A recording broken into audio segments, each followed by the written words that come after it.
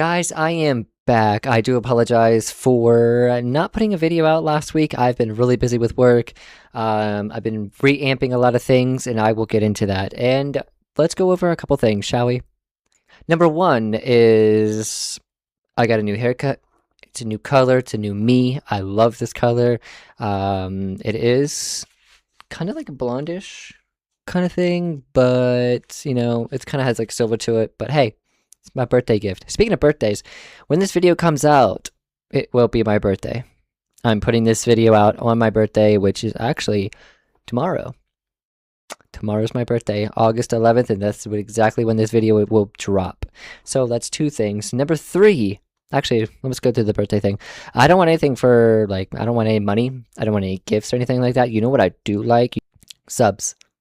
I would love for maybe 200 subs by the end of the month. Just, you know, just give me a little sub. Share with your friends, share with your family, share with the hobo down the street who somehow has a phone. Anyways, number three is, as you can see when you are watching this video, the name is different, and I'm going to explain to you guys why it's different. Number one, I wanted to reamp myself. Since I am a psychological horror, scary horror, you know, violent horror, kind of lover, movies, games, anything like that, I wanted to reamp myself. So I went digging through my mind, and I came up with this really good name. It's Jackal After Dark. Now, Jackal After Dark doesn't mean I'm going to be recording at night. It just means I'm going to be doing more psychological horror games, scary horror games, things like that, because that's what I enjoy. That's what I enjoy most. And I figured, you know what? I don't really like playing a lot of like fun games and stuff because now I really don't have any friends. I have no friends. But anyways, guys, that is the three things that I do wanted to stop and talk about before the video starts. Speaking of videos, today's video is something very interesting. Now, I don't know if you guys are into anything mythological, anything sort of like that, but this game is something that is leading to that. I'm not going to spoil it for you guys. You guys are going to have to watch the video. I'm sorry. That's just how it rolls. That's just how it rolls. If you want to know, you're going to have to watch the video. So it is this guy. I'm going to give you like a little bit of insight. I'm not going to spoil it. I'm just going to get in a little bit of it. This guy you're going to be watching, it's going to be from his point of view. And when he explains all these things, you're going to be mind blown. Like, everything that he talks about in this is mind blowing. The reason why I only know because I did a little bit of digging, and I was like, holy crap, this game looks interesting. And it's something that I'm interested in as well. So without further ado, guys, I do hope you guys like this video. And if you do, you know what to do. You know what to do. I'm going to leave it right here.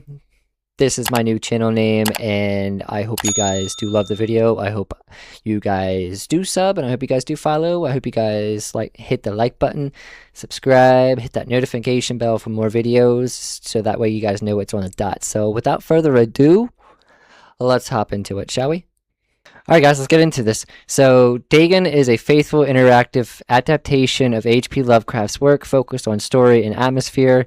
You will not find difficult choices, action sequences, or inventory management here, and movement is limited to progressing through locations along with the plot. So, I don't really have to make any choices. I'm not going to have any inventory. Movement's going to be limited, so that means it's going to be like a click kind of thing where I'm just going to click on something and it's just going to go through with the whole entire story. Okay, that's cool. That's kind of cool. I like that. I am writing this under an appreciable mental strain, since by tonight I shall be no more. Okay. So during the game, you will encounter interactive elements. Some of them will allow you to continue your journey. Others reveal interesting facts about their original short story, its historical background, and the author. Some of the trivia is hidden in order to find these secrets. Focus your eyes and look for the elder sign. So if this is the elder sign, I guess we have to focus. So if you're on controller, it will be the left bumper. If you are on mouse and keyboard, it will be the right click on the mouse. Okay. So here we go. Penniless, and at the end of my supply of the drug which alone makes life endurable, I can bear the torture no longer, and shall cast myself from this garret window into the squalid street below. Okay, so he's out of the drug, whatever drug he's taking, and he can bear the torture that he's going through no longer, so he's gonna just throw himself out a window. Makes total sense. Do not think from my slavery to morphine that I am a weakling or a degenerate. So don't think that he's weak just because he's using morphine every day. I think. I think that's what it means. When you have read these hastily scrawled pages, you may guess, though never fully realize, why it is that I must have forgetfulness or death. So he's pretty much saying, don't do anything, don't think anything weird until you read what I've been through, which hopefully it's going to be something very seriously that he had to do what he did. So I'm thinking that's probably what happened. It was in one of the most open and least frequented parts of the broad Pacific that the packet of which I was supercargo fell a victim to the German sea raider. Okay, so I am on a boat of my own, and apparently I get captured by the Germans. The Germans. This is during the German War, I guess, with somebody with other. I don't know. I don't know my history, guys. I don't know my history. Sorry. All right, so one click over. The Great War was then at its very beginning, and the ocean forces of the Hun had not completely sunk to their later degradation. Okay, so the war was just the beginning. Let me see if I can find anything here. So that our vessel okay, was made a legitimate prize, whilst we of her crew were treated with all the fairness and consideration due us as naval prisoners. Okay, so the vessel that they were on was a prize because they needed the vessel. The Germans, I guess, needed the vessel. And the crew was treated fairly because they were now prisoners. And that's kind of weird. I don't know why you would treat prisoners that way, but hey, all the more to you. Oh, there's one right here. Okay, what is this one? I'm not gonna read all this. You guys pause it, whatever. Germany, the German Emperor William II gave a speech. Should he counter the enemy, he would be defeated. So, long story short, Hun was a synonym for the Germans, and then Emperor William said, "Hey, don't take any prisoners. Like, just get rid of them. Just get rid of them." And then it was like a refusal. There's a clear breach of the laws, and that's that. And you guys can obviously read it and understand it more because I don't like to read a lot. Okay. All right. I think that's it, right? Because I don't see anything else. I don't have no idea what that is. And I guess we go up here. Is that a boat? That's a boat. That is a boat. So liberal, indeed, was the discipline of our captors that 5 days after we were taken, I managed to escape alone in a small boat with water and provisions for a good length of time. Okay, so he managed to escape after being on the German boat for 5 days. I mean, that's actually pretty amazing. Okay, so we're bringing the rations and stuff with us. When I finally found myself adrift and free, I had but little idea of my surroundings. Okay, so he has no idea where he's at. I mean, I would feel the same way. Never a competent navigator, I could only guess vaguely by the sun and stars that I was somewhat south of the equator. So he's in the south somewhere, but these graphics look pretty good. I love these graphics. Like, stars pop out, the water has like some really good motion to it. Of the longitude, I knew nothing, and no island or coastline was in sight. So he's just been drifting for days away from the Germans. Oh, what was that? Oh, okay, I'm going this way, I guess. All right. The weather kept fair, and for uncounted days I drifted aimlessly beneath the scorching sun, waiting either for some passing ship or to be cast on the shores of some habitable land. Okay, so he's been on the water for a couple of days. At least the weather's been good. I mean, he has rations. I mean, he has water there, so plenty of food. So, I mean, it shouldn't be that bad, right? Okay, is there anything here? Oh, there's one. Okay, Dagon was written in July 1917 and first published in 1919. Okay, in the Vagrant and Amateur magazine. Okay, so it's written in a magazine. The story is the first of the stories that introduce an element from the Cthulhu mythos. Dagon itself, a pagan cult worshipping Dagon, later appears in the shadow over Innsmouth, one of Lovecraft's most popular works. Okay, so it was written in the 1900s. Okay, so he wrote The Tomb in 1917, and he discovered somebody discovered a daydreamer who discovers a mysterious mausoleum in the woods by his house and becomes obsessed with it. Okay, okay, that's kind of cool actually. See. But neither ship nor land appeared, and I began to despair in my solitude upon the heaving vastness of unbroken blue. So not only is this game telling you a story of what this guy's going on about, but it's actually giving you facts of everything that happened on the side of this war. So this guy's story of writing all these books and stuff, and actually what happened during these times. I mean, it's actually really good, interesting facts. The change happened whilst I slept.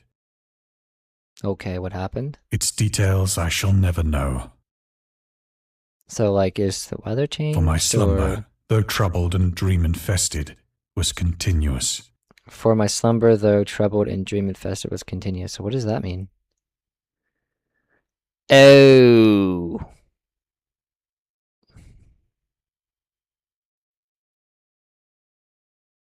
Oh. What the fuck? Wasn't we just on the water? What the hell? Are these squid? These are squids. How are they on land? Why is everything black? When at last I awoke, it was to discover myself half sucked into a slimy expanse of hellish black mire, which extended about me in monotonous undulations as far as I could see. So wait, there's a squids, right? What the hell is that? What? That looks like something back in like the... I don't know what it is. Before dinosaurs? Whatever that is. And in which my boat lay grounded some distance away. Yeah, how did we get all over here? Look, there's even tentacles over there. Look at that.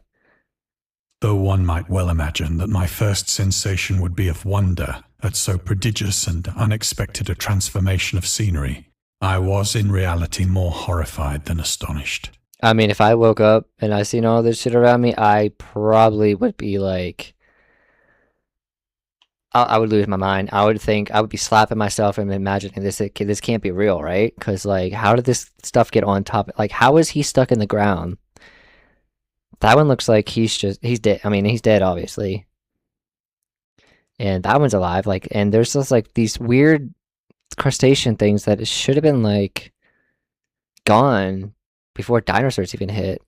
But, I mean, our oceans haven't explored a lot, so, I mean, they could be out there, so... For there was in the air, and in the rotting soil, a sinister quality which chilled me to the very core. The region was putrid with the carcasses of decaying fish, and of other, less describable things which I saw protruding from the nasty mud of the unending plain. Yeah, I mean, look at all this stuff here, like that, and there's like, that thing's still alive. I mean, there's like a bunch of black goo. Perhaps I should not hope to convey in mere words the unutterable hideousness that can dwell in absolute silence and barren immensity. There was nothing within hearing and nothing in sight save a vast reach of black slime. Yet the very completeness of the stillness and the homogeneity of the landscape oppressed me with a nauseating fear. Yeah, there's like nothing in sight. There's just a bunch of dead stuff and weird looking things that are just on the ground, which I still don't understand how we got from in the water to here. The sun was blazing down from a sky which seemed to me almost black in its cloudless cruelty, as though reflecting the inky marsh beneath my feet. Yeah, this is very strange. As I crawled into the stranded boat, I realized that only one theory could explain my position. What's that theory then? Through some unprecedented volcanic upheaval, a portion of the ocean floor must have been thrown to the surface, exposing regions for which innumerable millions of years had lain hidden under unfathomable watery depths. See, that's what I was thinking, but my thing is, if the portion of the ocean floor came up, how is everything still, like, not sinking? You know, kind of like that, or the boat. Like, how is anything not sinking? How is it hard mud or whatever this is? How is it not sinking down to the bottom? What the fuck is that?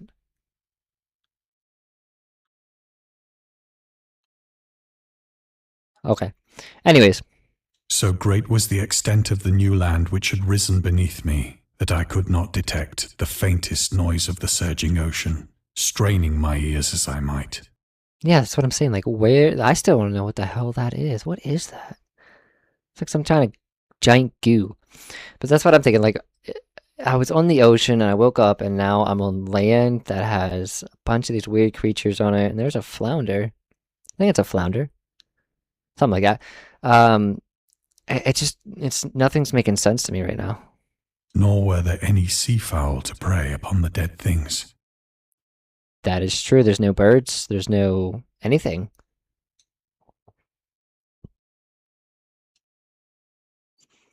For several hours I sat thinking or brooding in the boat, which lay upon its side and afforded a slight shade as the sun moved across the heavens. That thing's...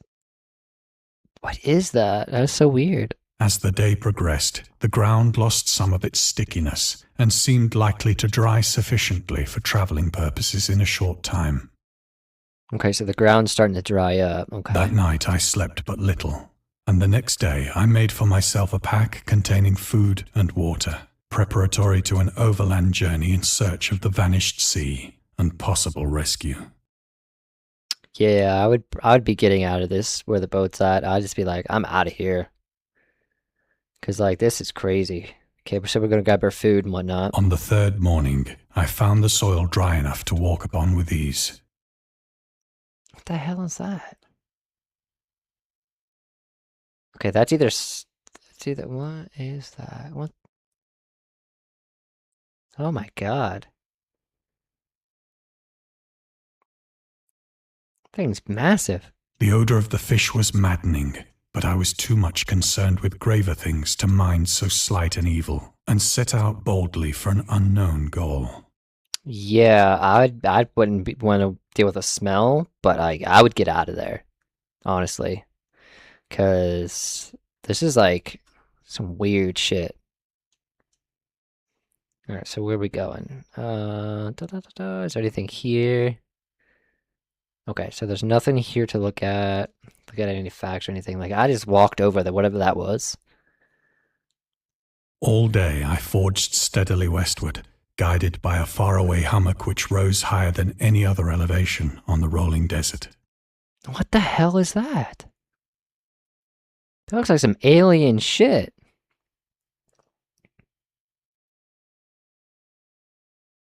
Oh man, what is that? That looks weird as hell. Alright, so it looks like we're going into the mountains. Going into the mountains. There's a fucking whale. Holy shit, there's a whale. What is that? What? I'm very lost on what's going on.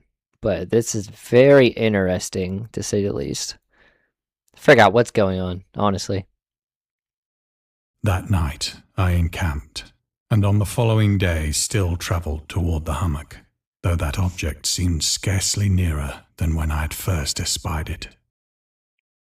These look like giant tentacles. Or giant worm. Or whatever it is. See, that looks like a giant worm right there. I don't know what that is. Jesus. Okay, we're going forward towards the mountain more. Okay.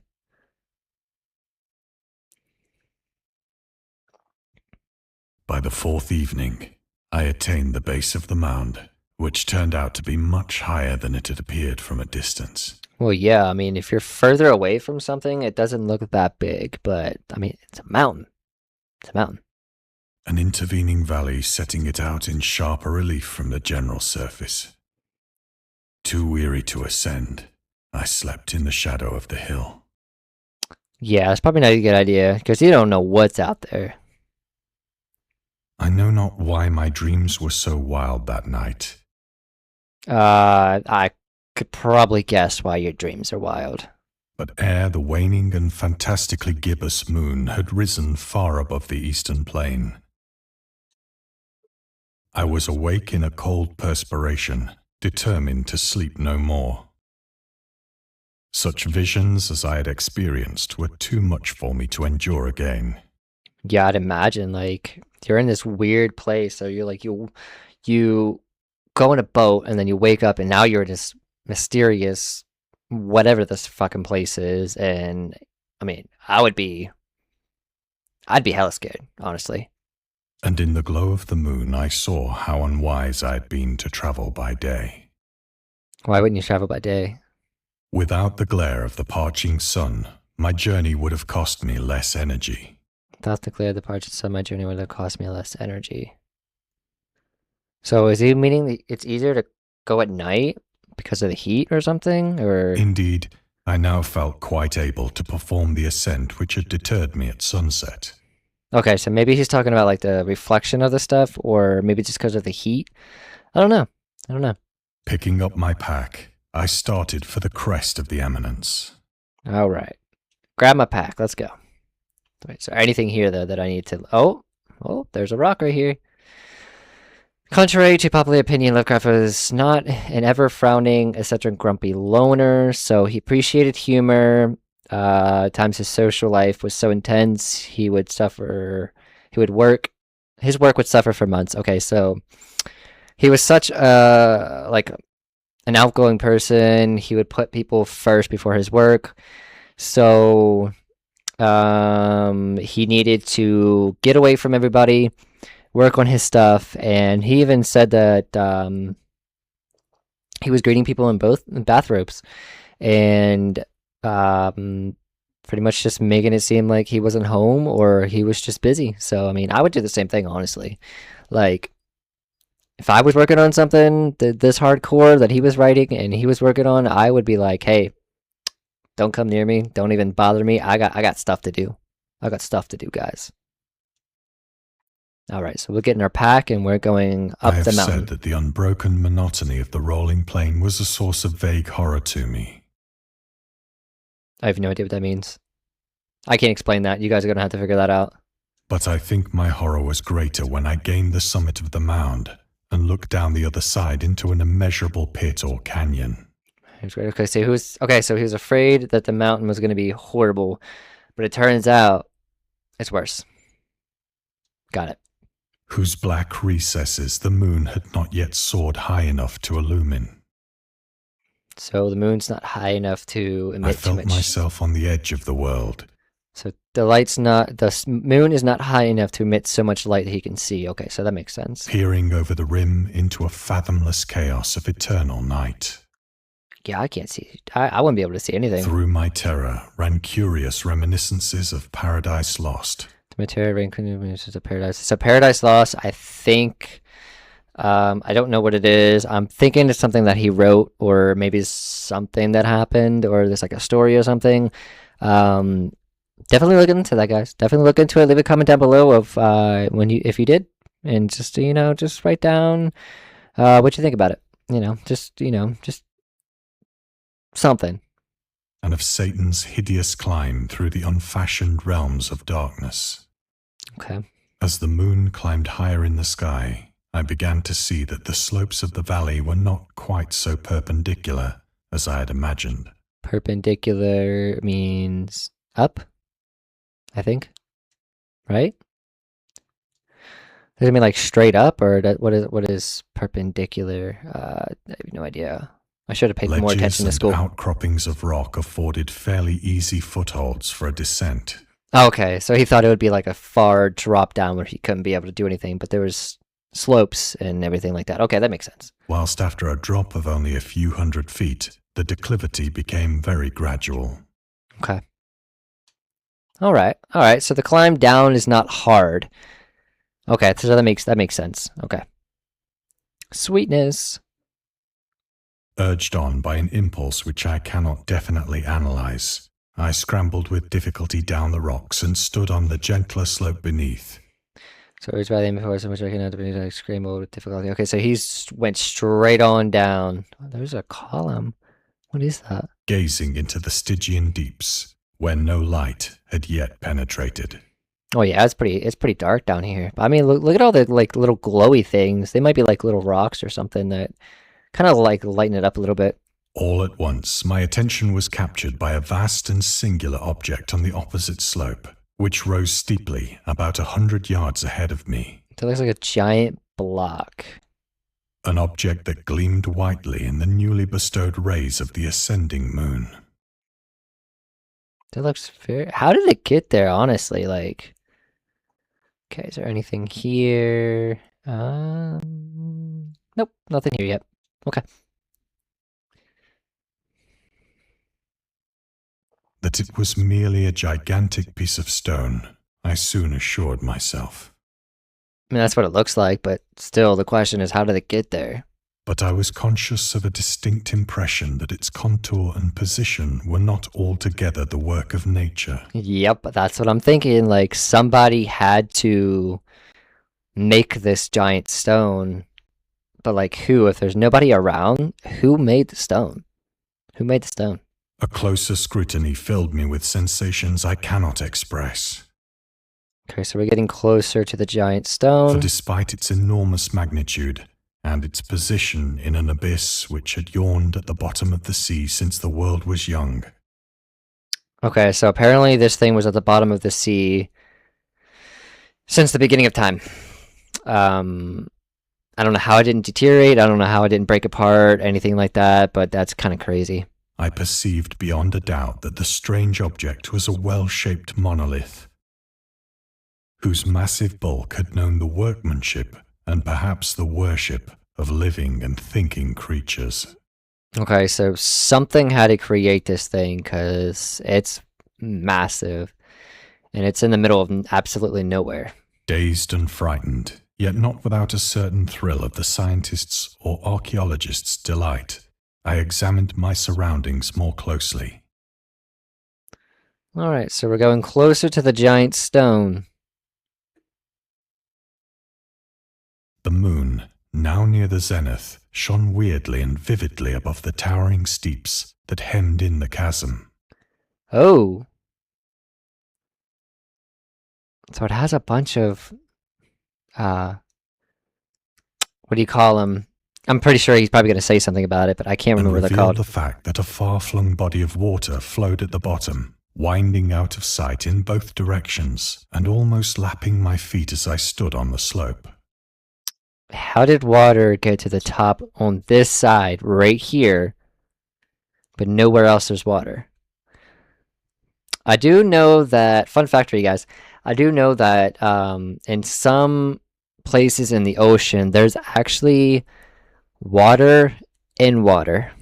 Now, I'm not going to tell you how. I'm going to let you guys do a little bit of research on it, but there is water inside the ocean, and you guys can research it, and you guys will know exactly why there is water inside the ocean.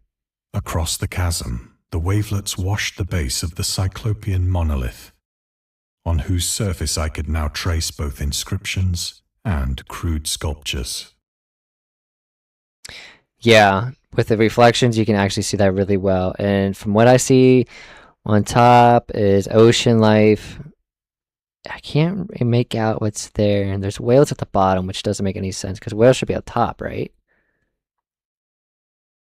The writing was in a system of hieroglyphics unknown to me and unlike anything I'd ever seen in books.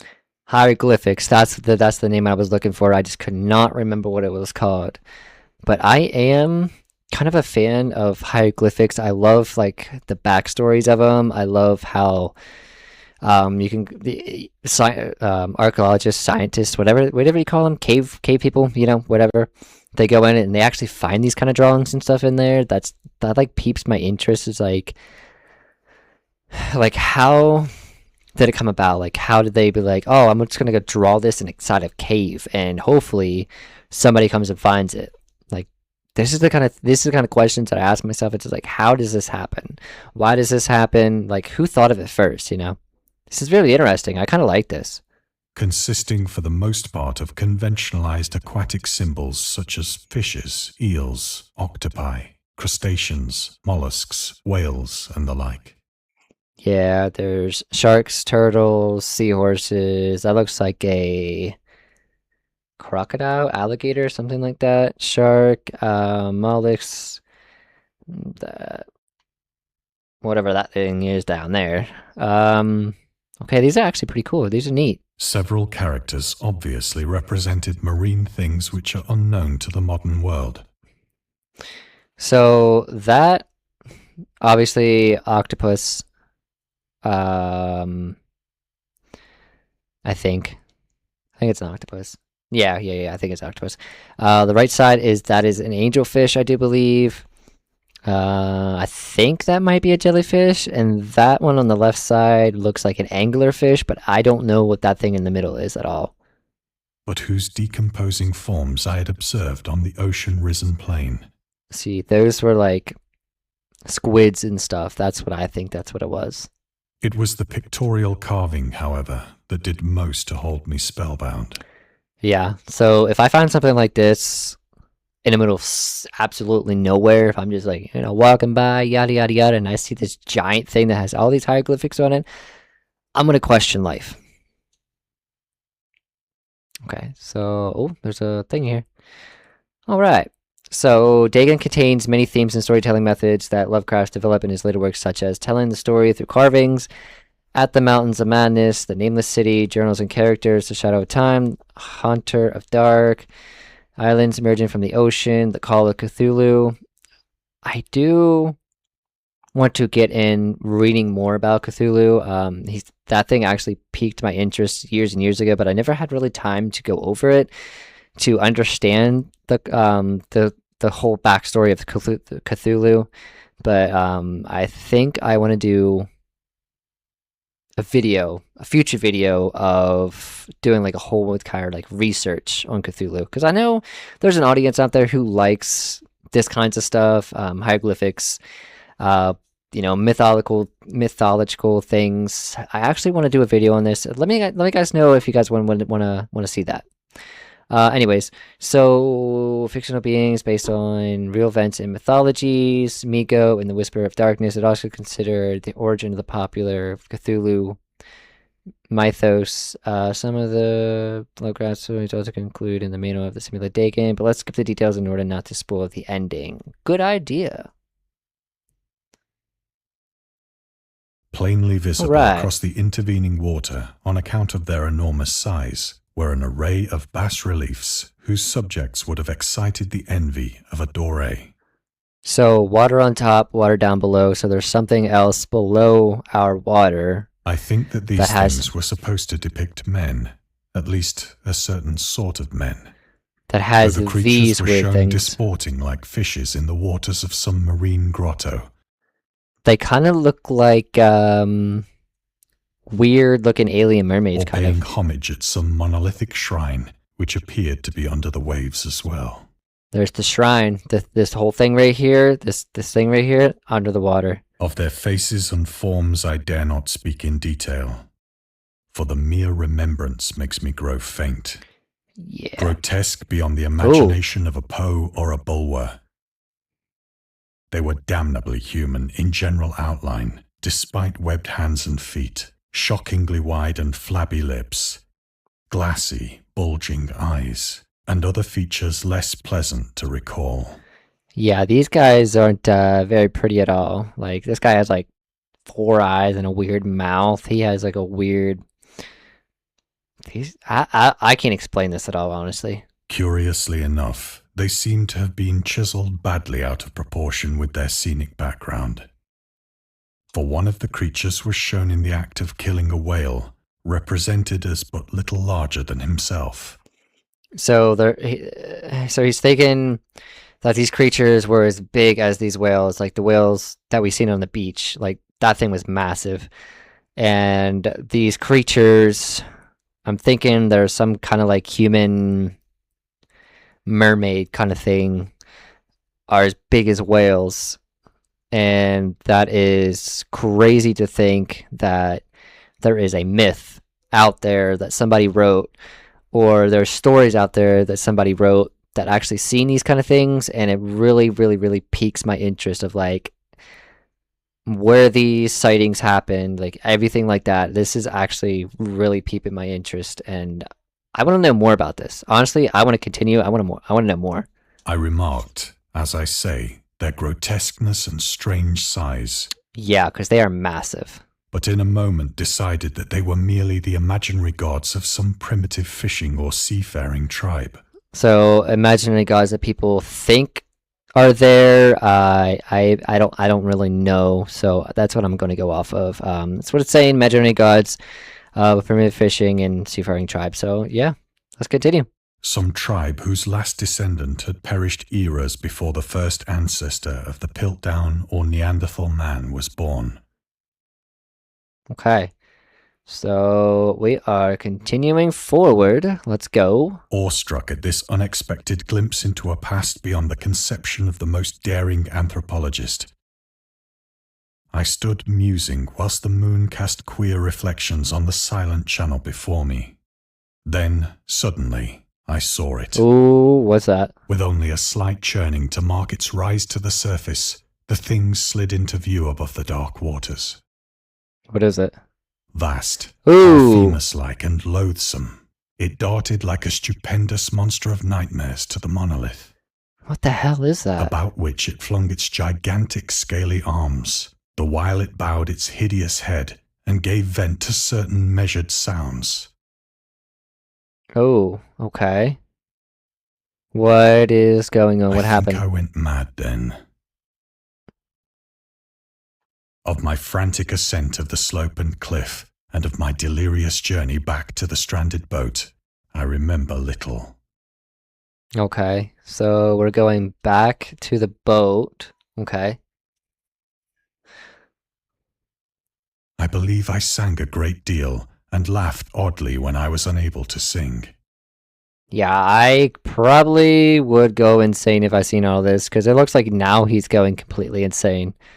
Like on the wave there, he was fine. I have but indistinct recollections of a great storm sometime after I reached the boat.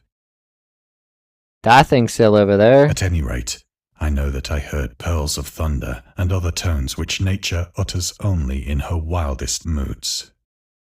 So how is he getting back? Like, how is he going back to the ocean? Like, what is going on?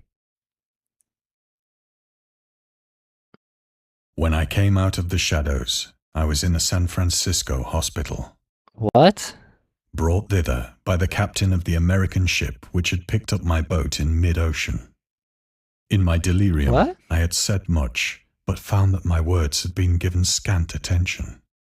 Of any land upheaval in the Pacific, my rescuers knew nothing. So Nor did I deem it necessary to insist upon a thing which I knew they could not believe.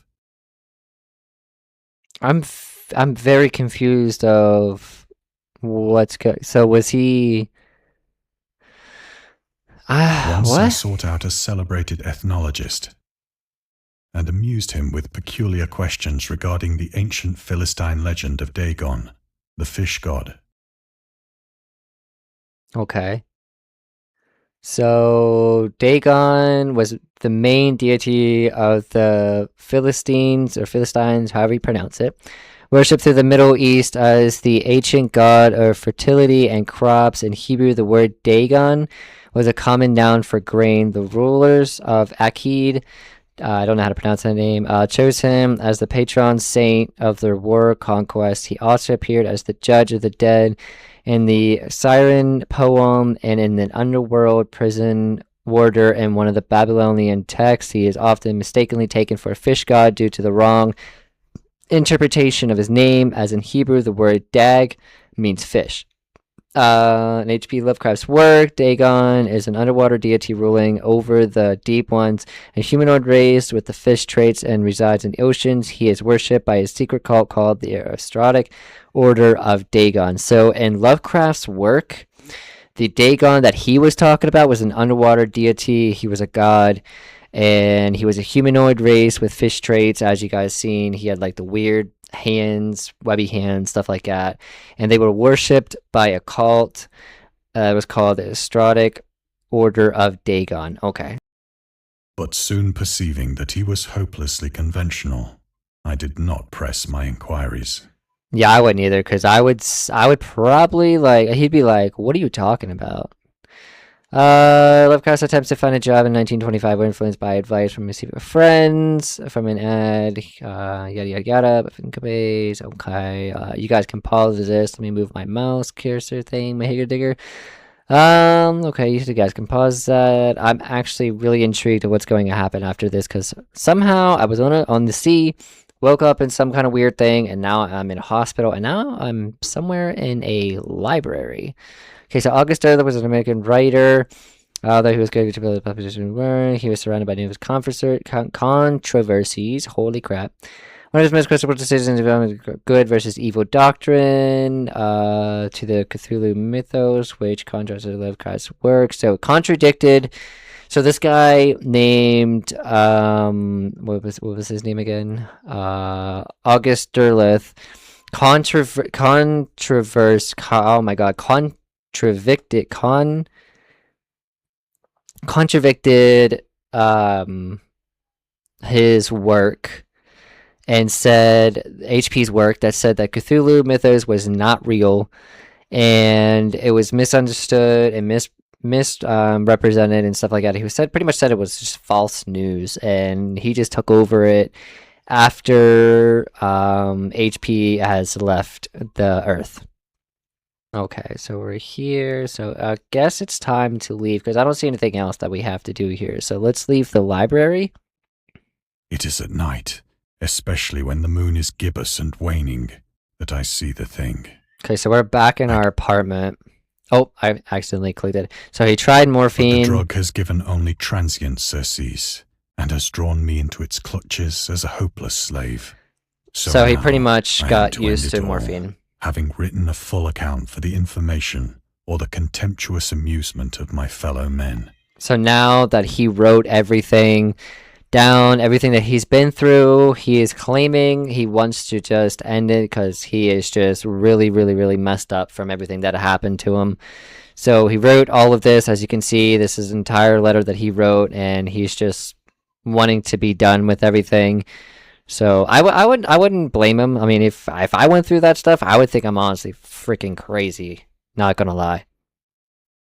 Often, I ask myself if it could not all have been a pure phantasm. Phantasm. I'm guessing this is like a weird, horrible dream. Fever as I lay sun-stricken and raving in the open boat after my escape from the German man-of-war.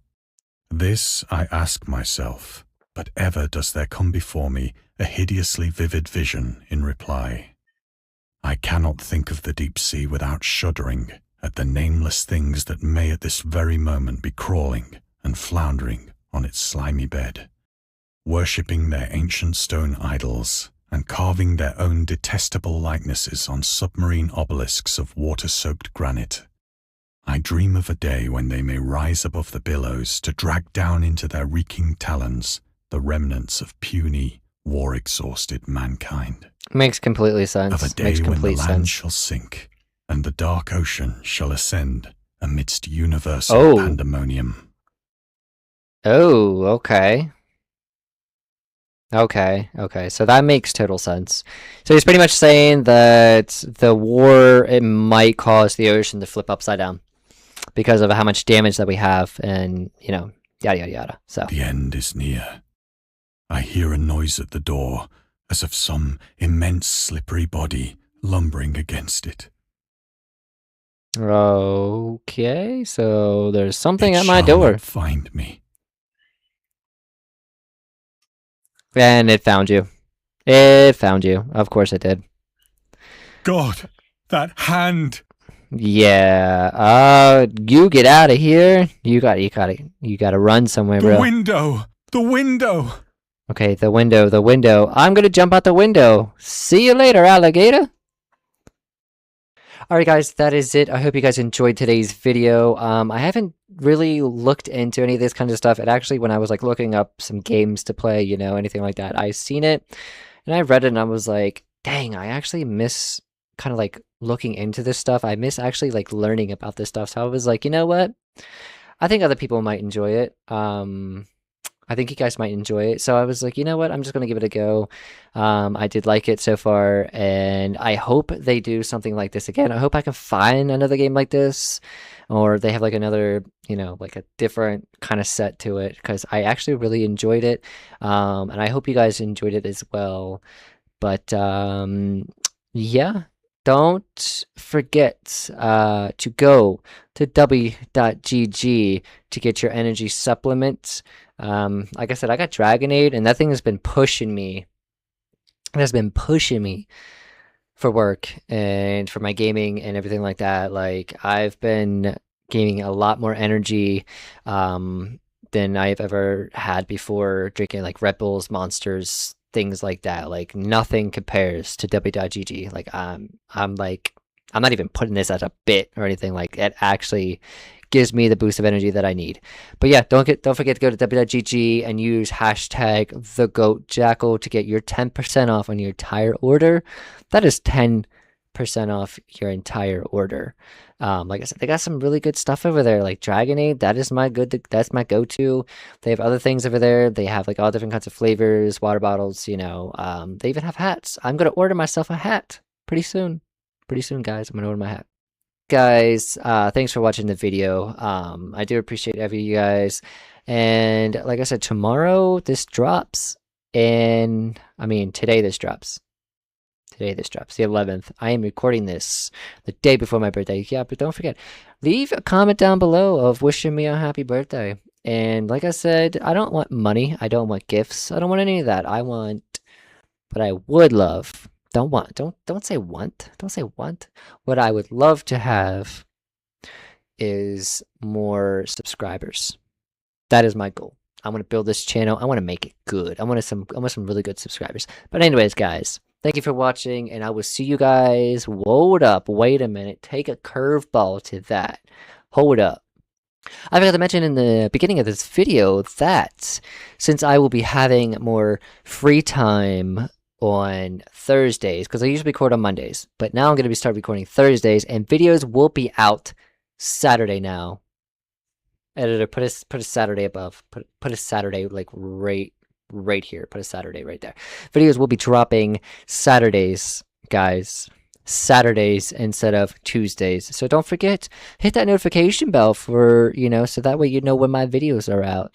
And hit that subscribe button. Okay, just go show your mama, go show your grandma, go show your auntie, go show your brother, your sister, your dog, even your chinchilla, you know. Show anybody, you know, even that hobo down the street who randomly has a phone. He's probably subbed, you know, he'll probably sub. Anyway, guys, thank you for watching. I hope you guys have a wonderful week. I will be enjoying my birthday tomorrow. So with that being said, have a good one.